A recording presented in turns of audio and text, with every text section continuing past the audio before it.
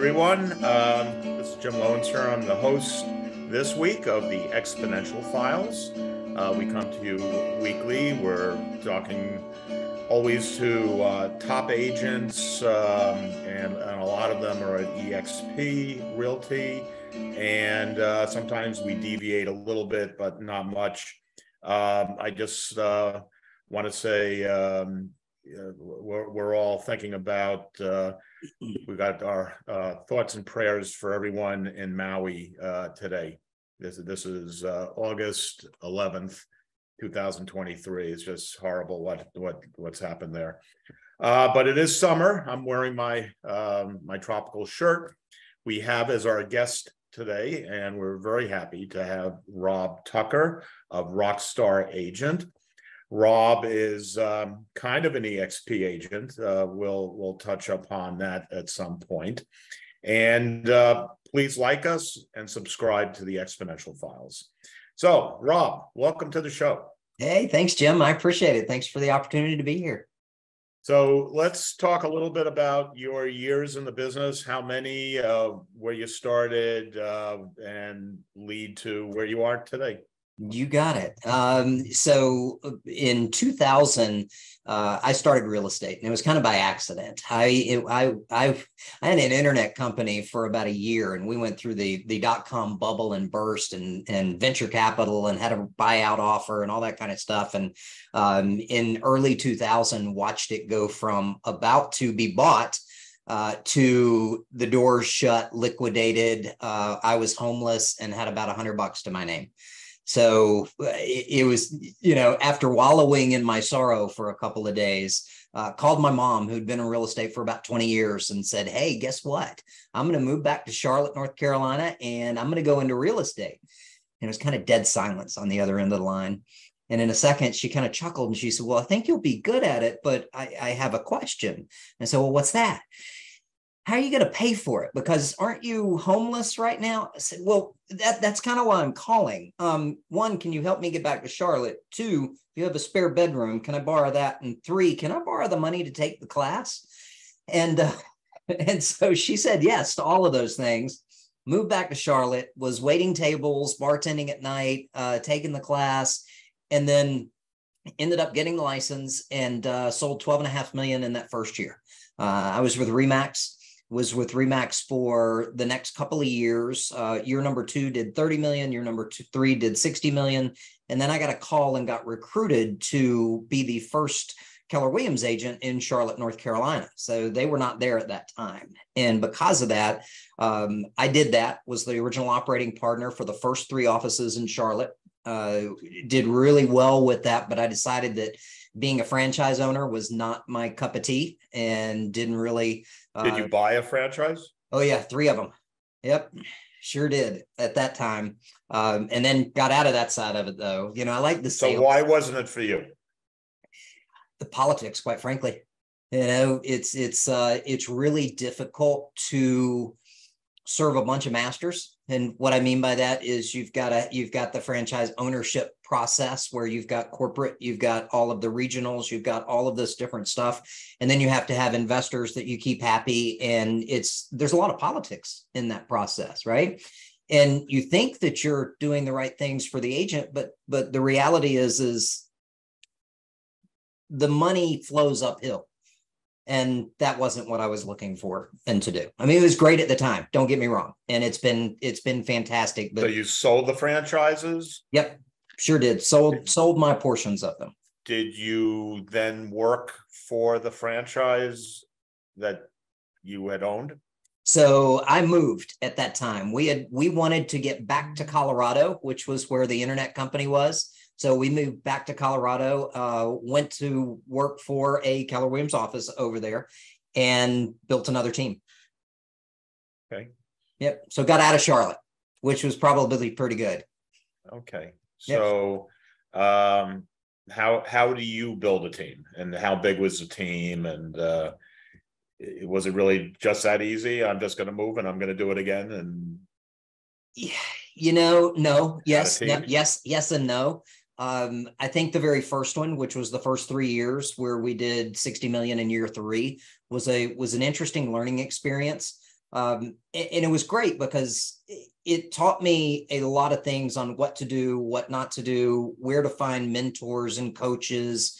And it taught me what I really needed to focus on at that time. So when I moved, was it easier? Maybe with the mentality of being able to focus on the right things, but I knew nobody at that time and didn't have any kind of database or sphere or anything. So it was starting at ground zero with zero contacts. So in that aspect, it was like, all right, you got to move. And I had a little girl at the time too. So when your back's against the wall and you don't have a choice to go and do the activities that are right, then you find a way to make it happen. So ended up doing that and had the same results. Did over 12 million in the first year, 30 in the second year, and 60 in year number 3. So what's the process? You come into town. Where in Colorado were you? Was it Denver? Boulder. Okay. So you come to Boulder and you knew a lot of people, you knew nobody. Nobody. Okay. So how do you start the team? Phone calls? So one, I had to actually start bringing in leads. And so the team was not the first aspect of it, although I got a assistant really quickly because I knew that I didn't want to work the contract to close. And I knew that I needed to leverage that piece of it because of the hours that it takes. So I went and started doing open houses. And I would do open houses every single week. I would go and knock on the neighborhood doors. And of course, this was back in 2006, right? 2006, 2007, perfect time to start a new team, right? Yeah, not really. And it was pounding the pavement and going out and doing the numbers and the things that I knew I needed to do to start getting the initial traction. So you're getting listings and you're doing open houses. Yep, you got it. Okay, you're a team of one. I'm a team of one at the beginning for about the first 6 months. At Keller Williams in Boulder. Okay. Yes. Yep. Then what happens? Then I ended up getting and hiring a admin and then hired 2 buyer's agents because I was bringing in at that time a lot of leads. And I knew that I didn't want to handle the buyers. I would handle where were the leads coming from? They were coming from all of the internet leads that I started generating at that time, which was early in the internet process. Also the open houses. Zillow? No, Zillow wasn't even around at that time. They were all regular Google links and ads and things like that. But Zillow wasn't around at that time. Okay. Yep.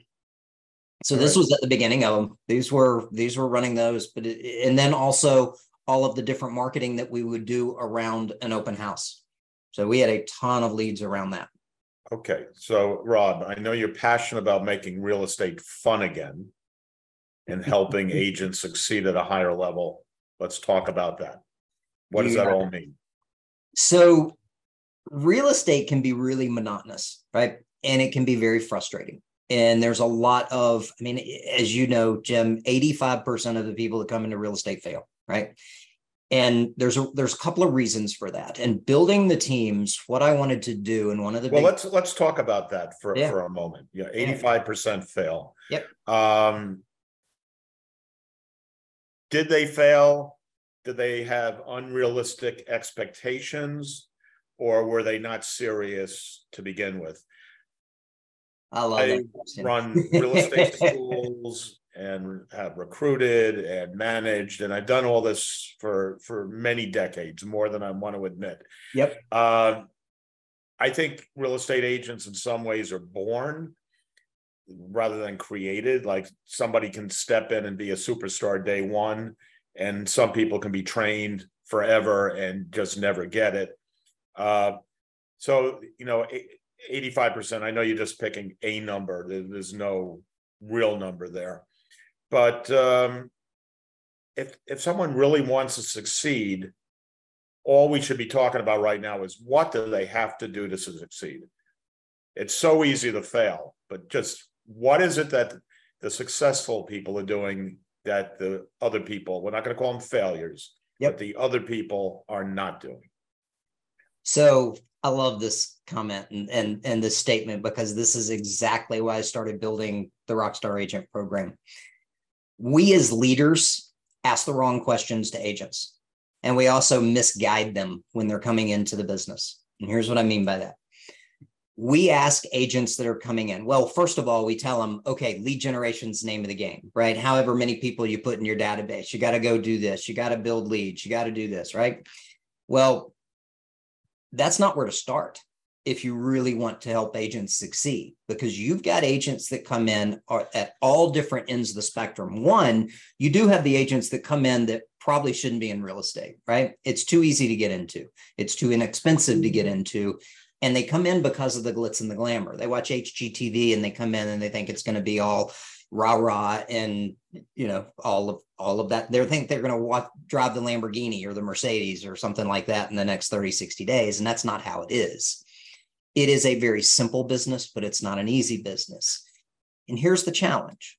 We ask them questions about how many buyers are you working with? How many sellers? How many appointments have you set? And things like that. And if you have a brand new agent that comes into the business that doesn't have that kind of mentality and is going in the wrong direction with their lead generation process, then their answer is 0 every day.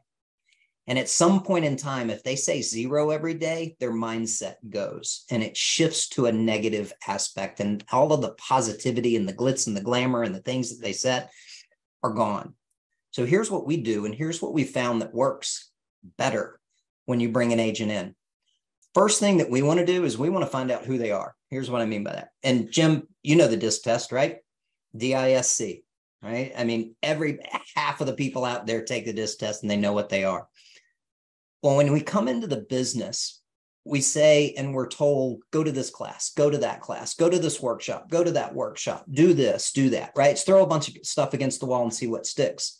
The problem with that is that if they go to a workshop and they're listening to the guru that's on the stage and whoever's teaching the workshop, well, that person that's on the stage is teaching what they like to do and what they have found that works for them, right? And then all of a sudden, this person sitting in the audience that's a new agent is looking at it and saying, oh my gosh, I got to go do expired calls. I got to go do door knocking. I got to do this. I got to do that. If we took a step back and we said, who are you first? Are you a D, an I, an S, or a C? Because here's the process. If it's a D personality, their lead generation pieces, their lead generation process or paths that they're going to enjoy doing and will do consistently and get better are completely different than an S. But we don't tell them that. And we don't say, all right, if you're a D, here are the things that you should go do that are going to fit your personality and you're going to enjoy doing. If you're an S, here are what you're going to do. If you're an I, here's what you're going to do. If you're a C, here's what you're going to do. So that's one of the things that we've done. We have somebody, when they come in, they do the DISC test. And this is what I built with the teams because I knew that they weren't like me.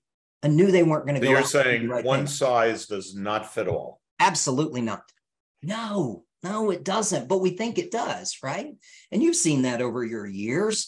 They go to these things. And how many times have you seen somebody that is an S or a C try to do cold calls? Well, let's go over the letters. Yeah. D means. Okay. So here, I'll give you the easiest way to do this. So you have a D, an I, an S, and a C walk into an elevator. The D is the one pushing on the elevator close door button to get it to close before everybody gets on, and they don't care who gets on or gets off, right? Okay. Yep. The I is the one standing in the middle of the elevator and is holding court, knows everybody's name, and is probably teaching a class in the middle of the elevator. Okay, having fun. The S has got their arm around the outside of the elevator door, making sure that the person late running down the hall is going to get safely on the elevator before the door closes. The C is the quiet one. They're standing in the back in the corner of the elevator, evaluating everybody's weight in coordination with the capacity to make sure it's going to get to the top. And the letters stand for what? So you have the driver, right? You have that one that is going to be that person that's going like this. You have the I that's the influencer. You have the S that is more the safety, security. And then they have the C that's the conscientious and also the one that's very detail oriented. They're all different. And they're all going to do S again is what? Steady, stability.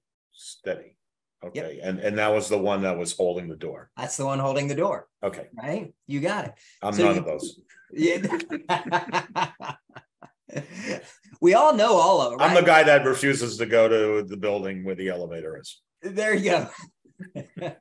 Nowadays that could be pretty smart to do, right? Yeah, I want the stairs instead of the elevator. Yeah, I'm not even going to go in that building. Yeah. You have all these weird people in there. No doubt. No doubt. Phew, isn't that the truth? So, you look at that process though, right? And it's not one size fits all. Every person that comes into this business is different. And if we would take the time as leaders to step back and guide them to the pieces that work for them, they would have a greater success rate because they'll do it. They'll enjoy it. They'll learn more. It seems it's logical when you talk about it. And when you of those four types, I think I'm probably a driver. I think that's what I've been told. So what is the driver doing best? So a driver is going to go. A driver is more likely to get on the phone. They're more than likely to do expires. They're more than likely to do door knocks. They're more than likely to do those things that are a numbers game, right? Because they don't care. It's fine. It's not going to hurt them when they say no and when they don't get. If you don't ask it, you don't get either. You got it exactly, right? And yep.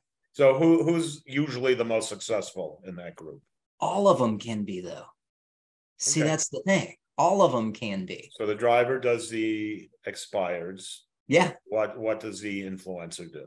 So an influencer is a networker, right? They're going to go to parties. They're going to do events. They're going to do workshops and things like that. And they're going to be the center of attention. They're going to have fun. Sphere of influence is a great one for network. But not just regular sphere of influence.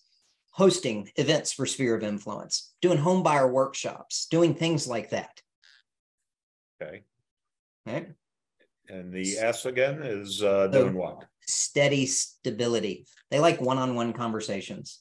They like going and having a cup of coffee with their friends. They like going and having a conversation where they can build a relationship because they want that stability. They want the one-on-one relationships. They're not going to be great in a big room. They're the one that is not going to be center of attention anywhere. They're standing in the back. Okay. And the C? The C is the one that has built their own agent-to-agent referral network or actual business-to-business referral network in their area. So they're going out and doing those things. They're putting together something that is much more detailed than what anybody else is doing. It's the engineer that wants to do it step by step by step. The C's got to be very careful because a C naturally is the one that wants to make sure everything's perfect before they go and implement. Right. I think I had a C once.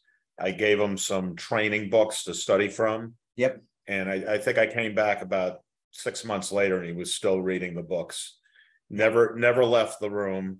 He was still getting ready for that first door knock or phone call or whatever. Yes. Well, all the A to Z has to be in place first, right? I mean, you have to really know everything, A to Z, up and down, 100% before, because you might make a mistake. Oh my God. That is the one that's got to be very careful. And you look at it, take an open house as an example, right? If you do the right open house and you have, you do the mega open house, right? And you have multiple people coming through there. If you've got an S and a C and they're alone in the open house, they're going to have a struggle. And there's a reason for that because they're not comfortable greeting people at the door, right? They're not comfortable making that initial conversation piece. But if they partner with a D or an I that's standing at the front door, that's greeting people and bringing people in and directing them where to go, and then all of a sudden the S and the C is waiting in the kitchen to answer questions and details and has their book open with all of the rest of the homes that are available, that's a match.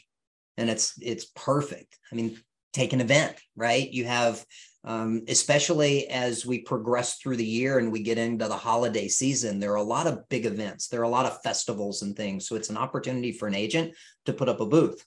But the challenge again is who's standing where at the booth. And what I mean by that is if you've got the S and the C that's in the front of the booth trying to greet people, they're not going to do it. But if you have a D and an I standing in the front of the booth and directing people to the booth, they're going to do it. And the S and the C is waiting for them to come in and answering questions. So what are you, Rob? DC, actually. A careful driver. Yeah, I don't know about that. So if it comes to technology, I like the detail work on technology, which is where the Rockstar Agent thing came from.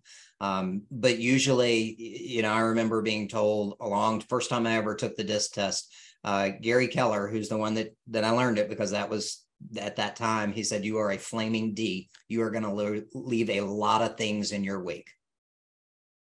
Okay. Yep. All right. As I've gotten older, that's changed. So was that a compliment? You know, at that time it was, because you have to have somebody that's bringing in when you bring in a new office to an area where it's already been and failed, and you need somebody that's going to drive it and not care about what people say and make it happen. So that was the perfect person at that time. I don't think I would want to go back and do that again. The personality when you have a 22 and a so let's talk about what you're doing now. Perfect segue. You got it. You got it. So started the process of trying to, and this was with my teams early, and there's a reason for this. I was terrible as a leader. You know, I knew that I wanted to build the team because I didn't have the patience to do the closings and I didn't have the patience to go work with buyers. And so, but I wanted them to do the things like I wanted them to do, but I didn't have the patience to teach them and train them to do it. So I started putting together what I would do. And at that time, I was programming HTML stuff and coding and putting those things together. And then it moved to WordPress.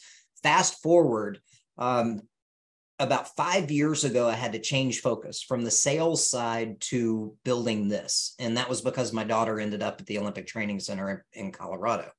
And we had to close the business because the whole family had to go. She was too young to live there on her own.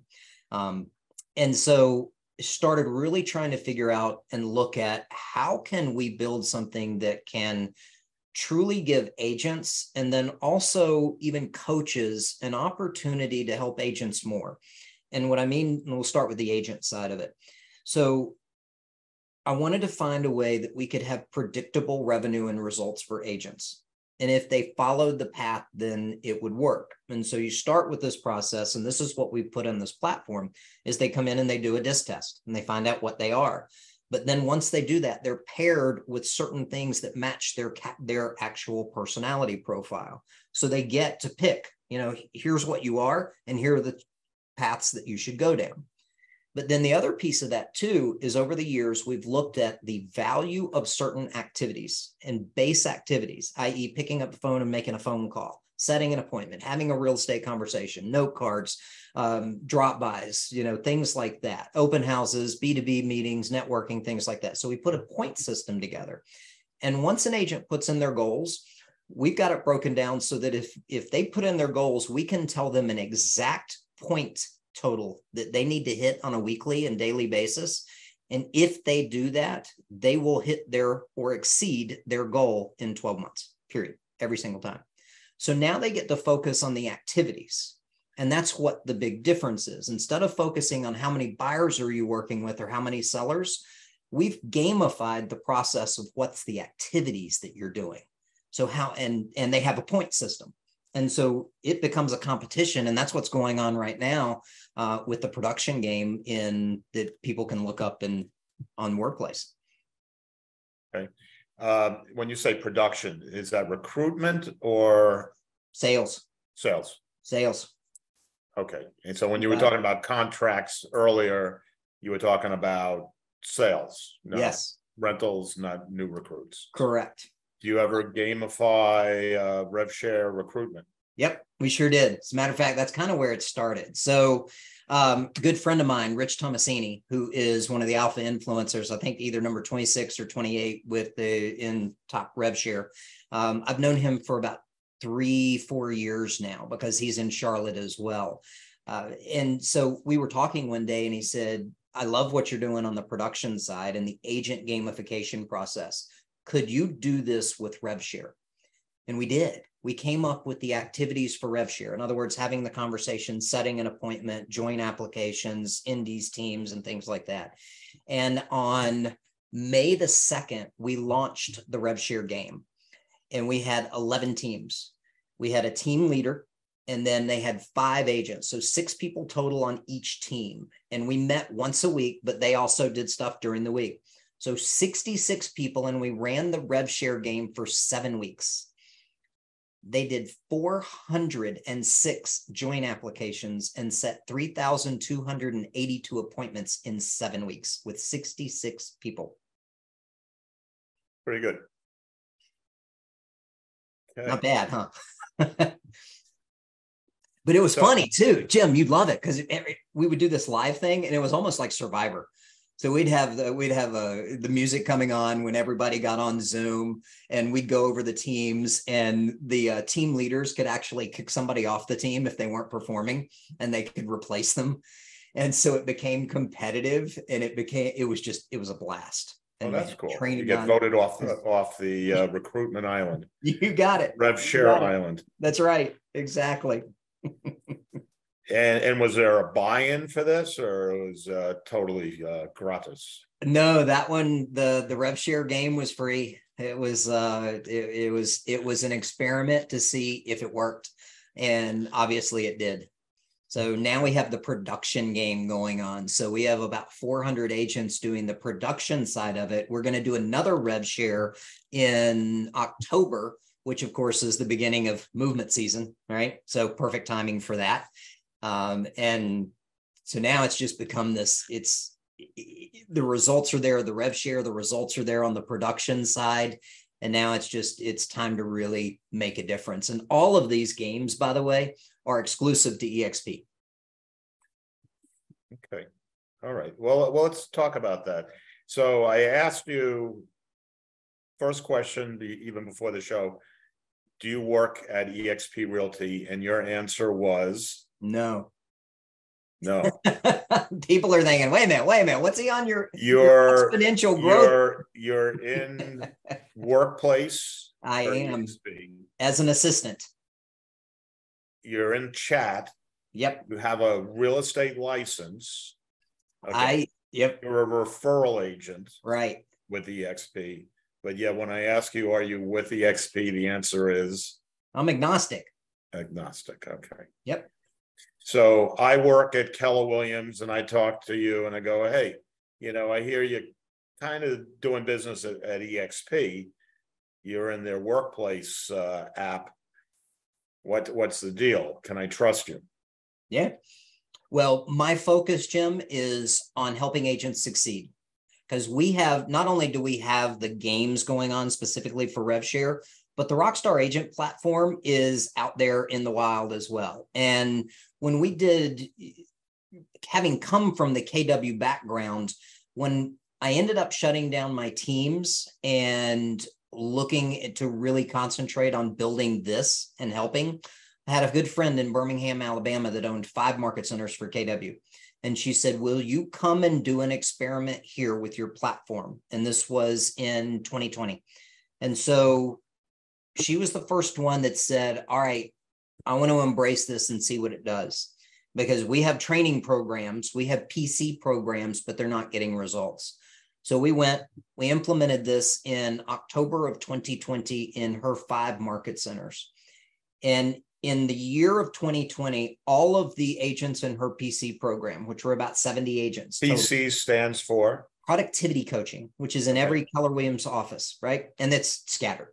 There's nothing that's consistent about it, right? So we made it consistent, and we put this in there. In 2020, those 70 agents did 106 closings for $19 million. How many agents? 70. 70 and 19 million. Yeah. That's the actual sale price. Yep. So that's not much. No, it's not. So we implemented this program, and in 2021, the same agents did 813 closings for 177 million. Okay. So it went up, Eight how many times. fold? 8 times, Yeah.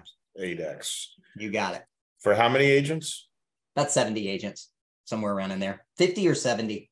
I'd have to look at those numbers. It's still, it's okay, but obviously it's a big improvement. Oh yeah, absolutely. In the very first year that it was actually there. So who paid for that? Did the agents pay for that, or did No, the the offices paid for it right there. So now there are probably 1,100 agents that are using the platform from around the country that are not EXP.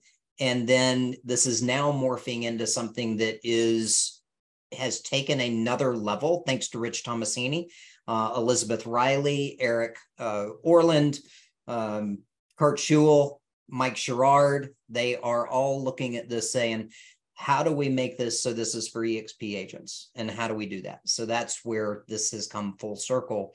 And now that's where we're starting to do something that's really making a difference with the agents that are on the platform and helping them succeed. Okay. So the agents that don't succeed, because you're talking 100, agents here or 1,100 there or whatever. They're not all heavy hitters. Oh, no. It's still the 80-20 rule here, I'm sure. I would say it's probably higher than that. I would say if you look at overall, meaning 90-10. But I think what we have seen, 10% to 90%. I would say 80-20 overall when you look at that. But what we have done is we've taken FLAs and made them into FLQAs, and we've done that at a higher level that hasn't been seen in EXP. Well, an FLA means they're doing nothing. Exactly, and we've got them queues, and we've also closed the back door. So with they the sold one thing in 6 months. Yeah, but now we've got them doing even more than that. Yeah, I mean, there's something to be said about that. I've got a lot of FLAs. Everybody does, right? I mean, that's why there's a revolving door. That's why there's such an attrition rate, but that's industry wide, as we know too. What we're doing is making a difference and giving more agents a higher success rate than what we've seen anywhere else. So a referral agent, you do get rev share, but you don't get stock awards. Correct. Okay. But if you sell something, you're definitely putting it through EXP. Yeah. So then you work for EXP. But you just don't have MLS and you're not paying. Not an active agent. Correct. Right. No MLS access. But if a deal falls in your lap, I'm not selling it. You're not? No. I'm referring it. I mean, it literally fell in your lap. Yeah, I'm still referring it. That's not my focus. Rob, just write it up. I'm buying a $3 million house. I want you to have the $100,000 commission. Good. Jim, here, give me the referral. Okay. All right. Yeah. I'm not licensed in Colorado. What's the deal with Colorado? It's like 300 hours to get a real estate license there? I think it is now. I'm not in Colorado either anymore. What are they teaching you? Real estate and how to do open heart surgery at the same time? I think 300 hours. I know. I think they're doing the LMT class and a lot of other things with that as well. Hey, on the other side of that, I'm not in Colorado anymore. There's something to be said for that if you think about it. Because you're in Tennessee now? I'm in Tennessee. Okay. Yep. Why Tennessee? Is that where you were before North Carolina, the last? No, both my wife and my families are from Tennessee. So we made our last move. Okay. Yeah. We're so home. Let's see. Why do most real estate companies, leaders, coaches set their agents up to fail from day one? Why do they do that? That's what we talked about, right? They throw them into it. And why most lead generation paths don't work for most agents. They're not doing it in the right way. They're not doing it to fit their personality. Nobody's having that conversation out there with them. It's like, okay, do what I do, right? This is how I got there. If they go on YouTube, how many people do you see on YouTube doing something? And when you dive into it, it's what they like to do. But the agent that's watching the YouTube video doesn't know that.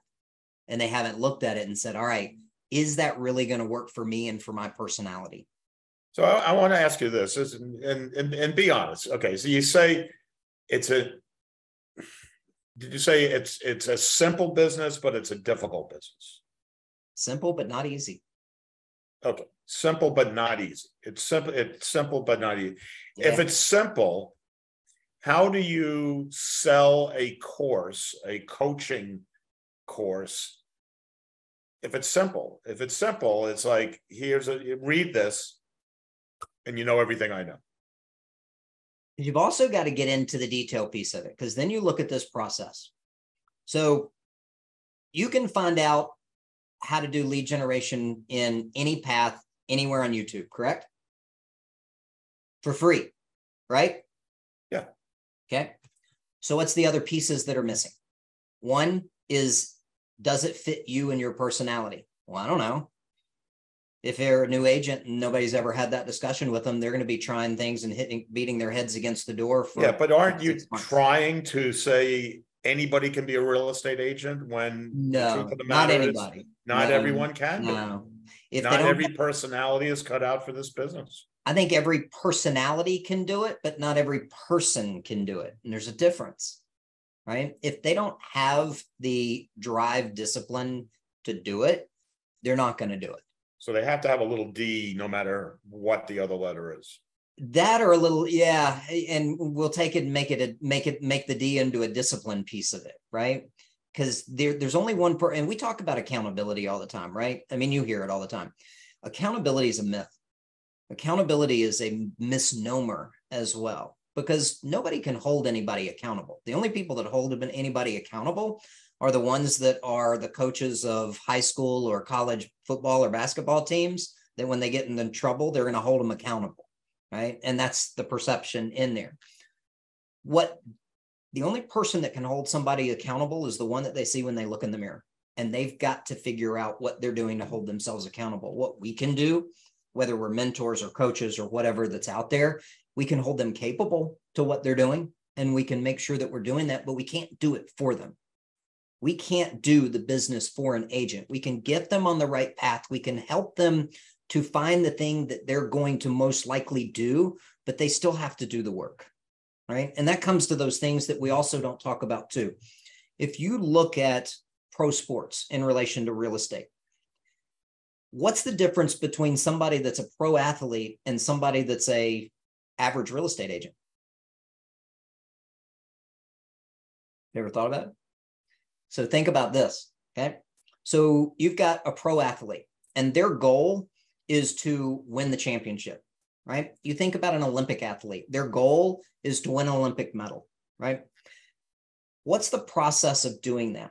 Well, in real estate, when we look at that, it's to sell 10 million in sales. It's to sell, make $100,000. It's to do this. We miss the pieces that go before that. And we don't talk about the activities. So if you look at a pro athlete and you say, okay, you're going to shoot free throws and you better get them to shoot them well. Well, they don't start at the free throw line shooting basketballs. They start under the basket and they learn where to put their feet first. They practice it every single day. They follow a process where they're getting better with their craft. They're working on their knowledge. They're working on their skills. They're practicing the piece that they need to do, and they're getting better at it every single day. We don't do that in real estate. We go and throw a bunch of stuff against the wall and hope that somebody walks through our door and wants to be a buyer or seller. We don't practice lead generation. We don't practice every piece of it as we go through. If they would practice what they're doing as a real estate agent, whether it's their script and dialogue, whether it's their presentation, whether it's getting to sign a buyer or seller agreement, can you imagine how much better they would be and how much better and more proficient they would be in the next 30 days? Or if they actually took 30 minutes a day and went and increased their knowledge on what real estate is, it'd change everything. But we don't talk about that. So let's just talk about EXP for a moment. Sure. What do you think of EXP?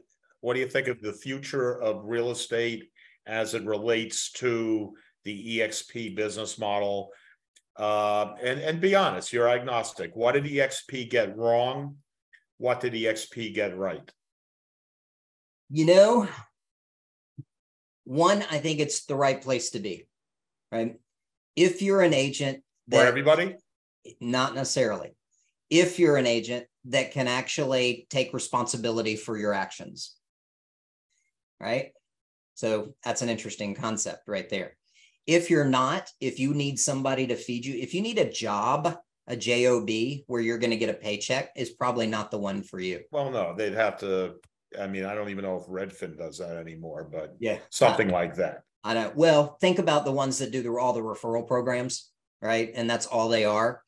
And referral programs. If somebody's not willing to go and do the activities on a consistent basis, then maybe there's a better place. Okay, so you're saying all those agents that are at those blue and black sign luxury companies that are selling $30 million penthouse condos and co-ops in Manhattan and stuff like that, where EXP hasn't broken into that market.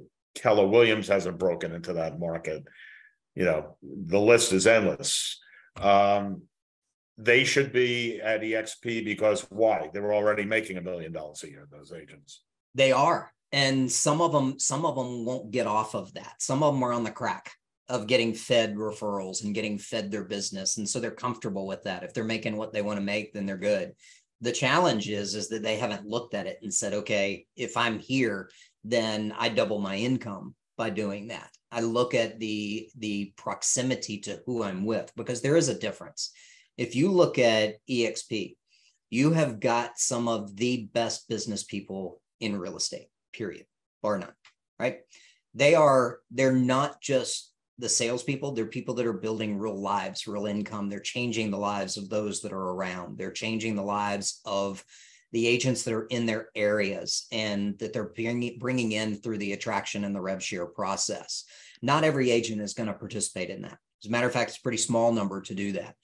But when you get into the proximity and you surround yourself with people that are truly making a difference and doing it, then they're going to rise you. They're going to bring you up.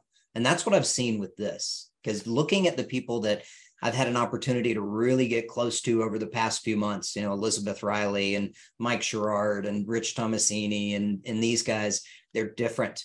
They talk differently. They look at things differently. And it's not just about selling real estate. It's about making a difference in your own life. Because here's the other piece of this too.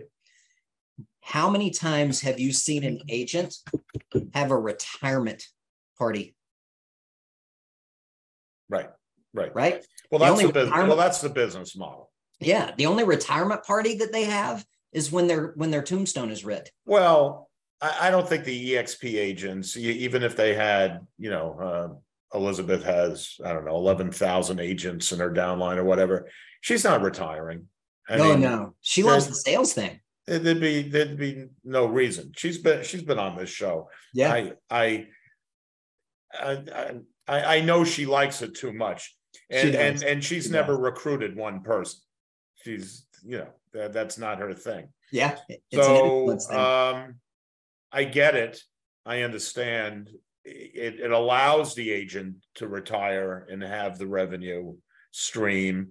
But none of these people are ever going to retire. No. They're like every other real estate agent at that point. Yeah.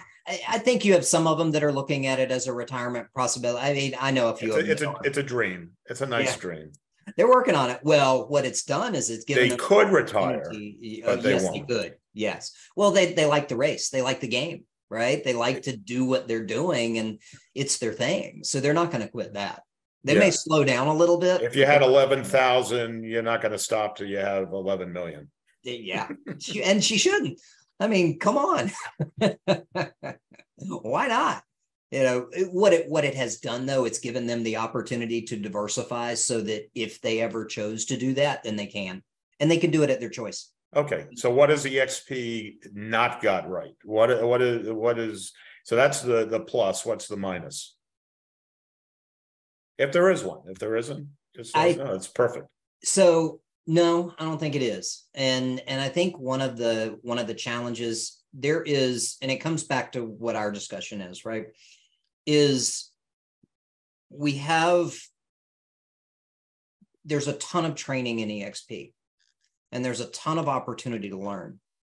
But I think one of the things missing is a real coaching and productivity program.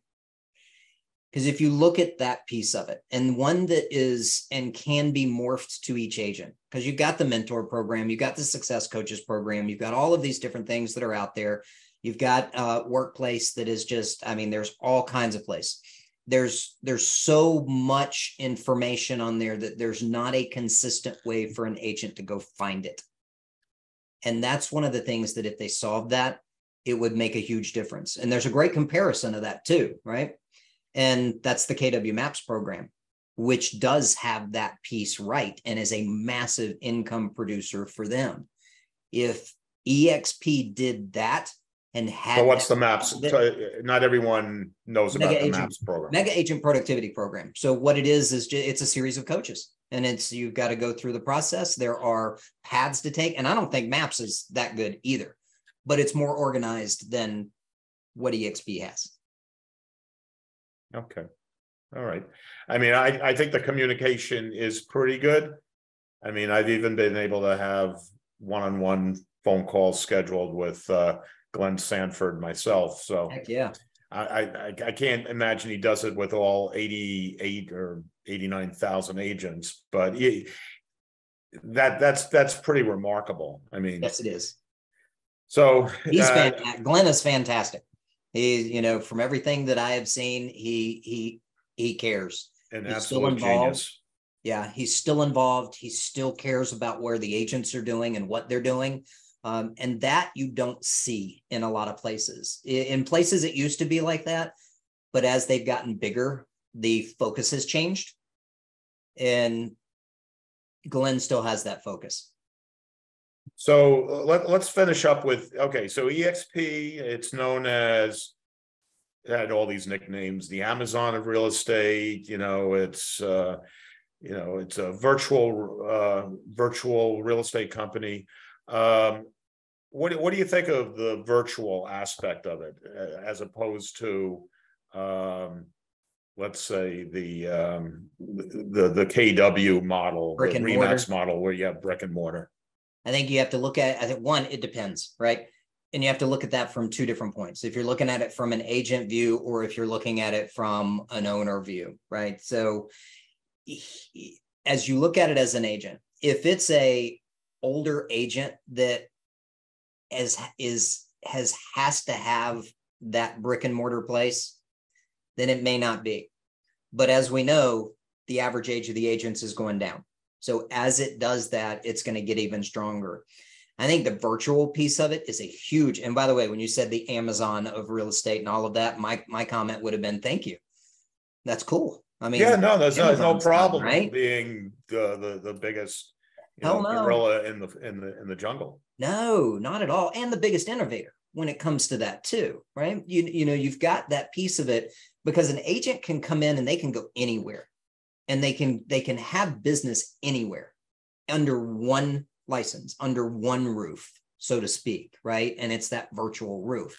And that's something where if you look at some of the other ones that are trying or have tried to do that, you take an agent that has a license somewhere and it's a brick and mortar location. And if they want to go from Colorado to Tennessee, right? You got to go and get your license there, and you got to reestablish, and you got to do everything else that you're going to do there. Here, you don't have to do that. It's overnight. I've got somebody perfect. I've got a team there, right? I can build a business anywhere. I think it's huge. The expense piece of it is a whole lot less. The income piece, the rev share piece, if you're going to participate. Well, a lot of agents, all of it, if they wanted to find an excuse not to be a part of the EXP, they'll say, I can work here and I'm not going to pay $85 or $90 a month. I think one of the challenges has been that you have had a lot in EXP that have gone out and they have thrown up EXP, right? When it comes to recruiting and when it comes to the attraction piece.